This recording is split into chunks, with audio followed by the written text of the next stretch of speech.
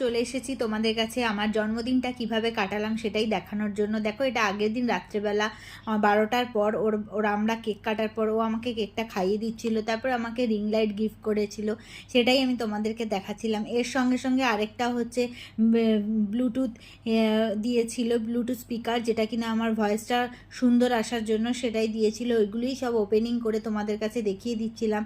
আর খুব সুন্দর হয়েছে রিং লাইটটা, এটা আমার খুব কাজের জিনিস হয়েছে, তাই জন্যই আমাকে দিয়েছে।